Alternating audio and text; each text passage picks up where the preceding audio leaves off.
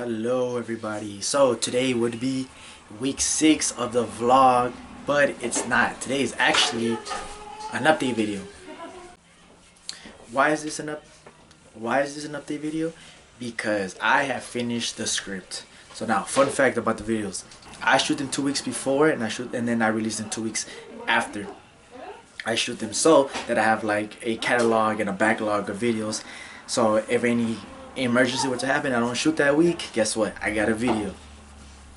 And that being so, I have finished the script, and instead of bringing this video when it would come out, which would be in 3 weeks, I am going to shoot a video because it's time to celebrate. As in, I'm happy about the first draft, and for that reason, I want to make an update video. So you're still gonna get the next 2 vlogs because so it takes me 2 more vlogs to finish the script.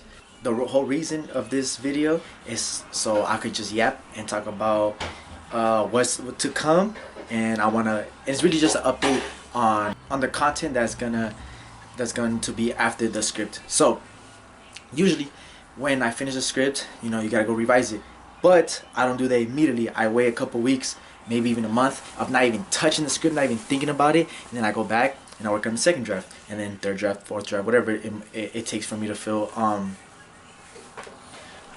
satisfied with the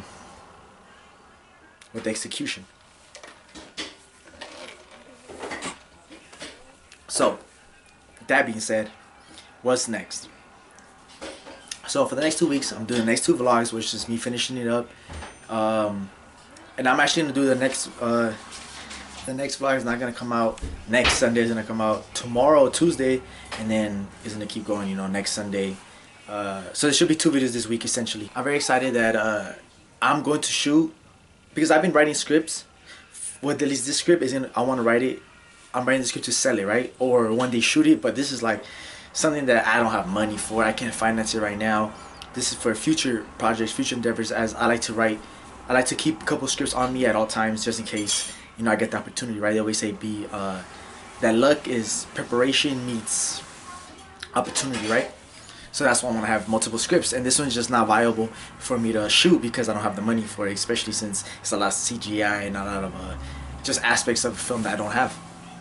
But what my next script is going to be a show, and that's what I'm going to talk about next. So my next project is called The Burrow Tales, and it's inspired by this show by the director. I'm actually not sure what the director is called, but he's Senritsu Kaiki File Kawasagu File 1, and then the slit mouth woman, and the director is Koji Shirashashi.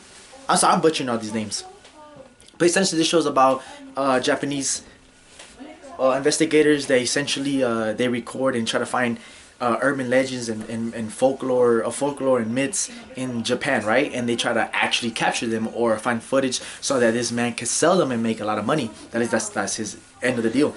So I thought that sounds a lot of fun because that doesn't take a lot of money, and that's I could shoot that within a week, and it could be a show myself, and that's like each of those episodes are like an hour long. Not gonna be that long. It's gonna be like 10 minutes, 15 minutes tops.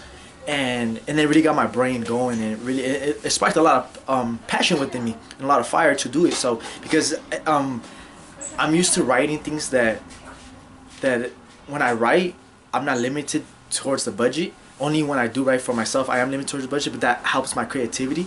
So that's why I'm excited to do this. And I do write a lot of like depressing stuff, I would say, a lot of dark and a lot of inner monologue sort of deal. But this one I get to have fun and write some actual jokes and be a little more lighthearted, because it is on the comedy than the horror side of it, where my show would be on the same vein of that show, where instead of urban Japanese legends, it would be Mexican and American legends, such as like La Llorona, the Bunny Man is one of them that I was gonna do.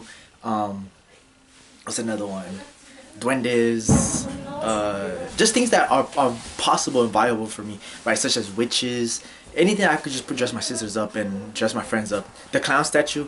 So I already have a couple episodes written, but they're just first draft, just ideas straight off the dome, and that's what I'm going to be writing next. And instead of I am going to be.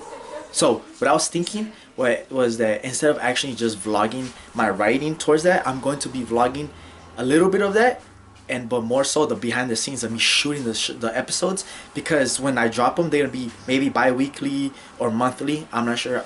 Depends on how hard it actually is to do these episodes, because I've shot some short films before.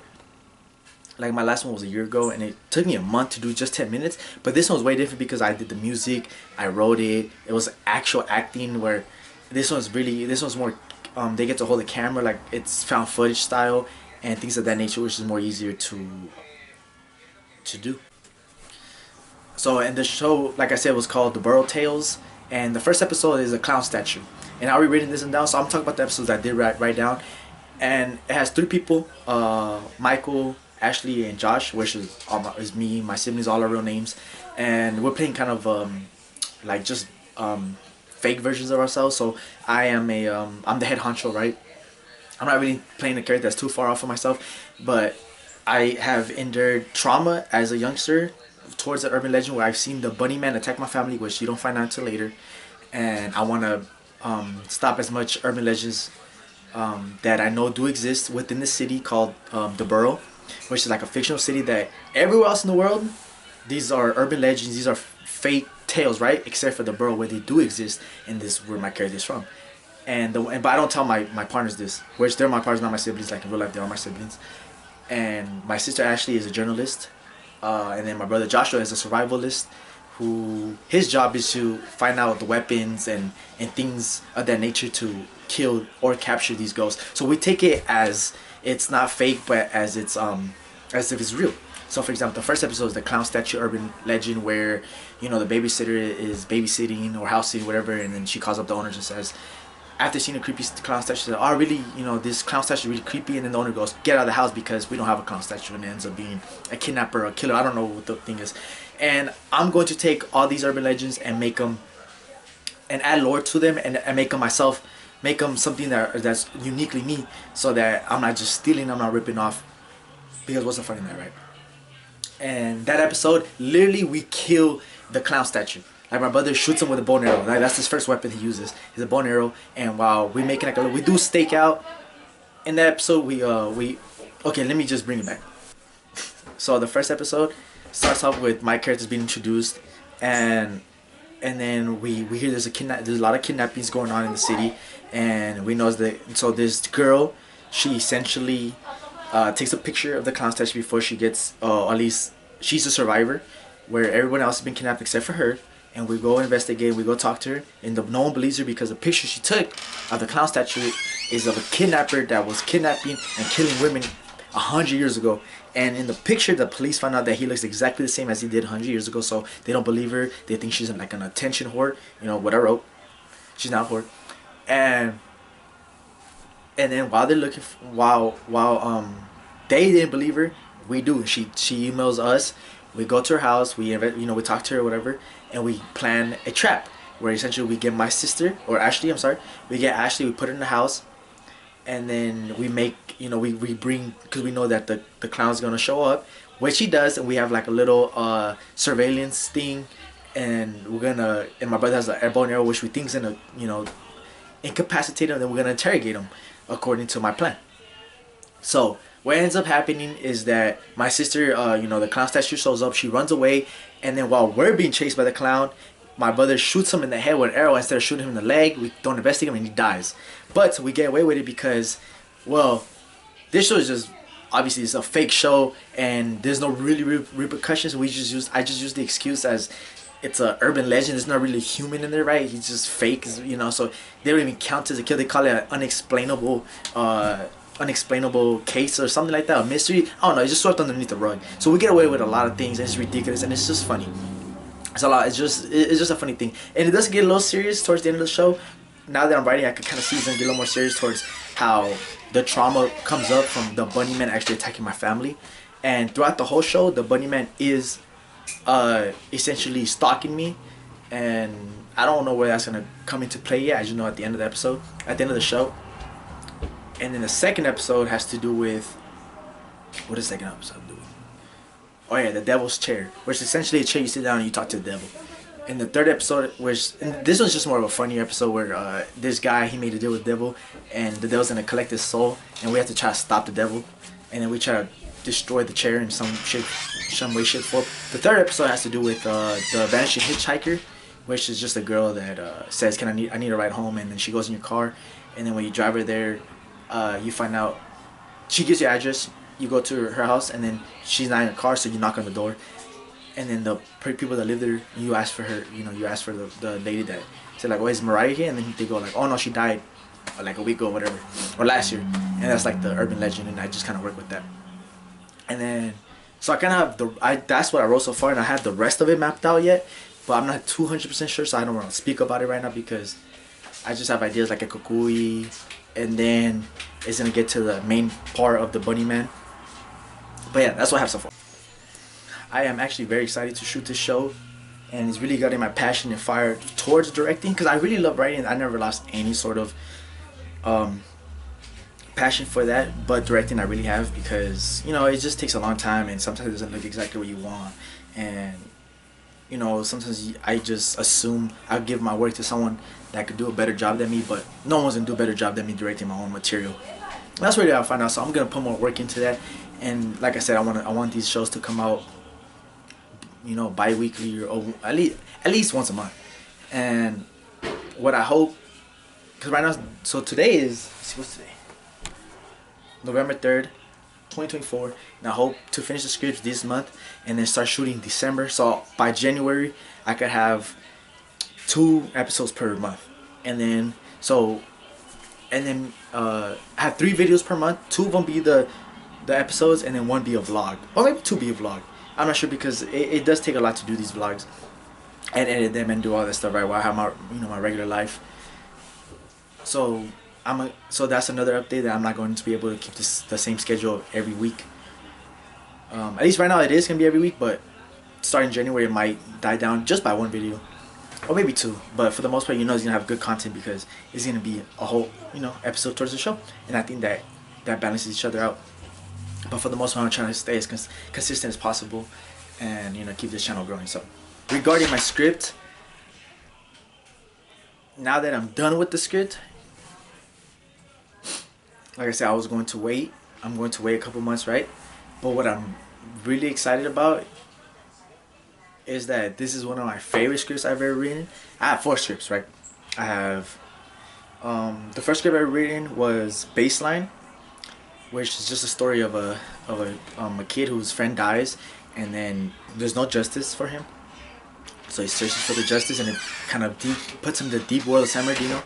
The second script is called Flaming Trees, which is based on one of my favorite books called The Vegetarian, and it's my it's influence. It's not really based on it because I didn't really use the story at all. Really, I used some lines and some details, of course, but for the most part, it's a lot of it's me. And then the third script is called Folk, which is just a weird, like one of my more weirder stories where basically it's about a kid one of our brothers who essentially find a god that does a god of multiples, and he multiplies anything they give him, and it kind of goes, it escalates really quickly essentially. And then this is the 4th script called the Odyssey of 10,000 Leagues, which I might change. And this for sure has to be one of my favorite scripts. Yeah, it's up there. I would say, at least first draft wise, it's my second favorite, because when I was writing it, I was just kind of going with the flow and just writing as I saw fit. Where Flaming Trees has to be my favorite because I did work on that for a really long time, and I was really second guessing myself a lot of the time. Instead of this one where I didn't second guess myself, but that could be to the detriment because I was just writing to write. With that one, I was second guessing myself and trying to be perfect. So I think I did end up with a better first draft product than this one. But this one I'm really proud of because I was so scared to write this script for the longest. I had this idea when I was 19 years old, 18, when I was my first year in college. So, and I always knew that I was not ready to write it. Because at first it's, writing a script is 90 pages. Right? And that's like the bare minimum. This one's 110 pages. I think I ended up finishing it 110 pages, like around there. So it's really daunting to have to write something like that. when all I had in the beginning was just a guy's looking for the Loch Ness monster. And as I got older and as I matured more, I started getting more life experiences, more, you know, hearing more stories, and just overall being a more complete writer, to be able to handle something with this much emotion, mental stability, and just experiences overall, right?